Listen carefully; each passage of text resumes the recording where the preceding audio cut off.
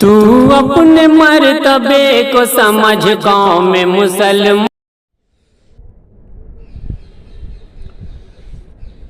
نحمده ونصلي على رسوله الكريم اما بعد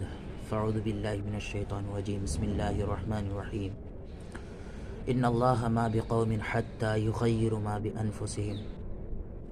صدق الله العظيم وقال النبي صلى الله عليه وسلم انما الاعمال بالنيات وقال عليه الصلاة والسلام میرے محترم بزرگوں، دوستو، میرے پیارو، اللہ تبارک و تعالیٰ نے ہمیں اس دنیا کے اندر بھیجا ہے، ایمان والا بنا کر بھیجا ہے، اور اللہ تبارک و تعالیٰ کا بے حد احسان و کرم ہے کہ اللہ نے ہمیں ایمان والا بنا کر بھیجا ہے، ورنہ بہت سے ہمارے بھائی بے ایمان پریوار میں پیدا ہو رہے ہیں، یعنی بے مسلم، غیر مسلم جسے بولتے ہیں، اس پریوار میں پیدا ہو رہے ہیں، اور اپنے جو اصل دھرم ہے اس کو بھول کر کے بت پرستیوں میں اور جو نہیں کرنے کے کام ہیں ان کاموں کو کر رہے ہیں۔ تو میرے پیارو، اللہ کا تو بے حد احسان ہے، بے حد کرم ہے اس کا کہ اس نے ہمیں ایمان والا بنایا، اس نے ہمیں اپنے راستے پر چلنے والا بنایا۔ تو میرے پیاروں، میں نے آپ حضرات کے سامنے ایک قرآن کی آیت پڑھی ہے، اس کا سادہ سا میں ترجمہ کرتا ہوں کہ ان اللہ ما بقوم حتی یغیروا ما بانفسہم، کہ اللہ بھی اس قوم کی حالت نہیں بدلتا جو قوم خود سے بدلنے کی کوشش نہ کرے۔ تو میرے پیارو، کوشش کا مطلب کیا ہے؟ کوشش کا مطلب یہی ہے کہ ہم اگر اپنے رب کے راستے کو بھلا کر دوسروں کے راستوں پر چلیں گے، یعنی اپنے رب، ہم مسلمان ہیں لیکن ہم نماز نہیں پڑھ رہے، ہم مسلمان ہیں لیکن روزے نہیں رکھ رہے، ہم مسلمان ہیں لیکن حضور صلی اللہ علیہ وسلم کی کہی ہوئی سنتوں پر عمل نہیں کر رہے، ہم مسلمان ہیں لیکن حضور اللہ تبارک و تعالیٰ کے احکامات پر عمل نہیں کر رہے، یہ ہم اپنے رب کو چھوڑ کر جو دنیاوی محبتیں ہیں، دنیاوی کام ہے، ہمیں گاڑی بنگلے سے فرصت نہیں کہ ہم اللہ کے سامنے 2 رکعت نماز پڑھ کے سجدہ ریز ہو جائیں، اس کا شکر ادا کریں کہ اللہ تیرا شکر ہے جو تو نے ہمیں اس لائق بنایا کہ ہم تیرے سامنے سجدہ ریز ہو پا رہے ہیں، یا اللہ تیرا شکر ہے کہ تو نے ہمیں اس لائق بنایا کہ ہم جو ہے حضور صلی اللہ علیہ وسلم کی سنتوں پر عمل کرنے والا بن گئے۔ تو میرے پیارو، یہ شکرانے کی 2 رکعت بھی ہم پڑھ نہیں سکتے، فرض نماز تو بہت دور کی بات ہے۔ 5 وقت مؤذن صاحب جو ہے پکارتے ہیں، 5 وقت مؤذن صاحب جو ہے پکارتے ہیں کہ حی علی الصلاۃ، آؤ نماز کی طرف، حی علی الفلاح، آؤ کامیابی کی طرف۔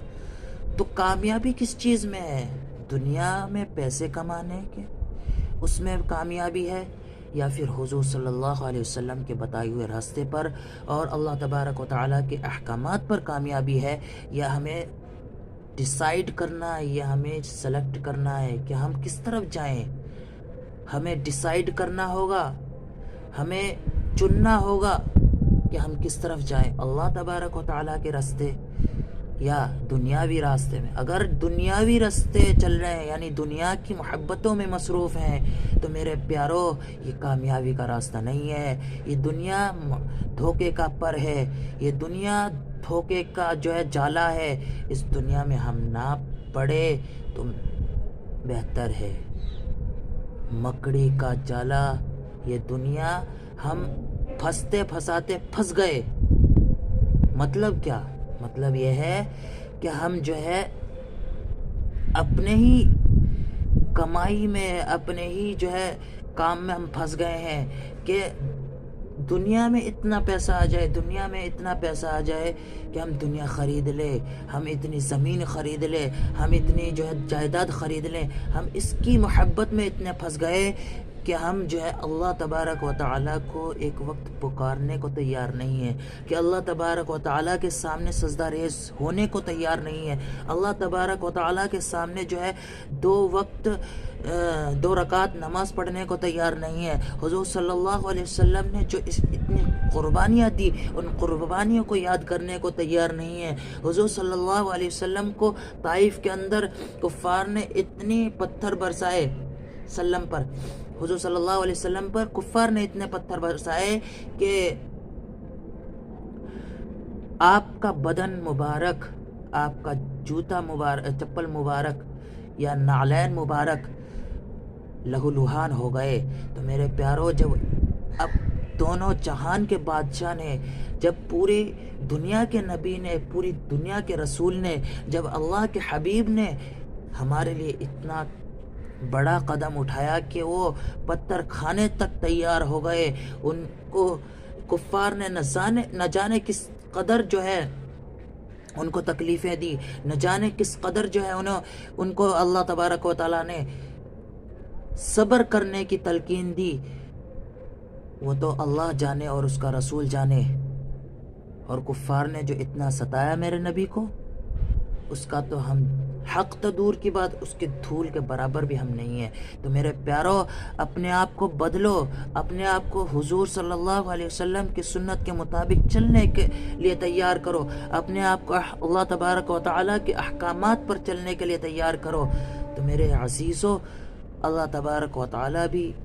ہماری مدد کرے گا، اللہ تبارک و تعالیٰ بھی ہمیں جنت عطا کرے گا۔ ہم کہتے ہیں نا کہ اللہ جنت دے دے، اللہ جنت دے دے، ہم نماز تو پڑھتے نہیں، ہم اللہ کو بلاتے نہیں، ہم حضور صلی اللہ علیہ وسلم کی سنتوں کے مطابق چلتے نہیں، تو ہم جو ہے جنت کس لیے مانگ رہے ہیں؟ جنت اتنی سستی ہے، جو اللہ تبارک و تعالیٰ مانگتی ہی دے دے گا۔ ہم دعوے کرتے ہیں کہ اللہ تبارک و تعالیٰ جو ہے ہمیں قیامت کے دن جنت عطا کرے گا، ہم دعوے کرتے ہیں کہ ہم حضور صلی اللہ علیہ وسلم کی امتی ہیں، لیکن ہم نے کون سا حق کام کیا، لیکن ہم نے کون سا حضور صلی اللہ علیہ وسلم کی سنتوں پر عمل کیا، لیکن ہم نے کون سا جو ہے اللہ کے احکامات پر عمل کیا، جو ہم جنتی ہونے کا دعویٰ کر رہے ہیں، جو ہم حضور صلی اللہ علیہ وسلم کے امتی ہونے کا دعویٰ کر رہے ہیں۔ تو میرے پیارو، اپنے اس دعوے کو کھوٹا نہ بناؤ، اپنے اس دعوے کو کھرا بناؤ۔ مطلب یہ ہے کہ اللہ کے کہے ہوئے اعمال پر، احکامات پر چلو، اب حضور صلی اللہ علیہ وسلم کے راستے پر چلو، جو راستہ اللہ تبارک و تعالیٰ نے، حضور نے بتایا، اس پر چلنے کی کوشش کرو، تبھی تو ہم جو ہے جنتی ہو پائیں گے، تبھی تو ہم جو ہے اصل امتی بن پائیں گے۔ تو میرے عزیزو، بس میں زیادہ لمبی بات نہیں کرنا چاہتا، بس میرا کہنا صرف اتنا ہے کہ میں آپ حضرات کو یہ میسج دینا چاہتا ہوں کہ جو ہم اس دنیا میں آ کر کے مال کی محبت میں اور کاروبار میں جو ہے ہم مصروف ہیں، تو ہم اس کاروبار کی مصروفیت کو، جب مؤذن اذان دے، مؤذن پکارے حی علی الصلاۃ حی علی الفلاح، ہم اس پکار کو سنیں، اس کا جواب دیں اور ہم مسجد جائیں، ہم اللہ کے سامنے گڑ گڑائیں، ہم اللہ کے سامنے جو ہے دعائیں مانگے، کیا پتہ اللہ تبارک و تعالی ہمارا جو ہے بیڑا پار کر دے۔ ہم جو ہے درویشوں سے، ہم دنیا بھر کے جو ہے باباؤں سے ہم یہ کہتے ہیں کہ ہم آپ ہی پار کریں گے، آپ ہی جو ہے ہمارا بیڑا پار کریں گے، نہیں، ایک اللہ کے سامنے بیٹھو، اللہ کے سامنے پکارو، اللہ کو پکارو گے تو اللہ تبارک و تعالی جواب دے گا۔ دنیا میں کسی کو پکارو گے تو وہ دنیا والا تمہیں جو ہے تمہارا جواب نہیں دے گا، الٹا تمہیں تان و تشنی کرے گا۔ تو میرے پیارو، اللہ تبارک و تعالی جو اللہ سے مانگتا ہے اللہ اس سے خوش ہوتا ہے، جو اللہ سے نہیں مانگتا اللہ اس سے ناراض ہو جاتا ہے۔ کیوں؟ اللہ تبارک و تعالی اپنے بندوں سے بے حد محبت کرتا ہے، اس محبت کا کچھ صلہ دو میرے پیارو۔ اللہ تبارک و تعالی کا جو ہم پر حق ہے اور ہم اسے ادا کریں، ہم اسے ادا کرنے کی کوشش کرے۔ حضور صلی اللہ علیہ وسلم کو اس دنیا میں نہ آنا ہوتا تو میرا اور آپ کا تو اللہ تبارک و تعالیٰ کو خیال ہی نہ آتا۔ ہم تو بعد میں بنے، پہلے حضور آئے اس دنیا میں۔ ارے میرا نبی تو وہ ہے کہ جس کا چرچہ عرش میں پہلے ہوا اور وجود بعد میں ہوا، یعنی سیرت اللہ کے نبی کی سیرت عرش پر پہلے اللہ تبارک و تعالیٰ نے طے کیا، اس کے بعد حضور صلی اللہ علیہ وسلم کا وجود ہوا، وہ اول بھی وہ آخر بھی۔ تو میرے پیارو، یہ ہے اصل مقصد جو میں آپ حضرات کے سامنے رکھ رہا ہوں۔ اللہ تبارک و تعالیٰ سے دعا ہے، اللہ تبارک و تعالیٰ ہم سب کو کہنے سننے سے زیادہ عمل کرنے کی توفیق عطا فرمائے۔ حضور صلی اللہ علیہ وسلم نے طائف کے میدان میں کتنے پتھر کھائے، حضور صلی اللہ علیہ وسلم لہو لہان ہو گئے، حضور صلی اللہ علیہ وسلم کے راستے میں جو اللہ تبارک و تعالیٰ کے نبی، دو جہانوں کے بادشاہ، دو جہانوں کے آقا، حضور صلی اللہ علیہ وسلم کے راستے پر جو کفار جو پہلے جو ہے کانٹے بچھاتے تھے، بعد میں وہی انہی کفار میں سے کچھ لوگ حضور کے جانشین ہو گئے۔ اللہ نے جنہیں ہدایت دی وہ کامیاب ہو گئے، وہ جنتی بن گئے، لیکن اللہ تبارک و تعالیٰ نے جنہیں ہدایت نہیں دی وہ جہنمی بن گئے۔ میرے پیارو، اللہ نے دو راستے بنائے، ایک جنت ایک جہنم۔ جہنم اتنا سخت ترین عذاب ہے جہنم کا کہ ہم اندازہ بھی نہیں لگا سکتے، اور جنت اتنی پیاری جگہ ہے، اتنی بڑی نعمت ہے اللہ تبارک و تعالیٰ کی، اس کا بھی ہم اندازہ نہیں لگا سکتے۔ تو میرے پیارو، اس دنیا سے کہیں زیادہ اچھی ہے، کہیں زیادہ پیاری ہے، کہیں زیادہ جو ہے عمدہ ہے جنت۔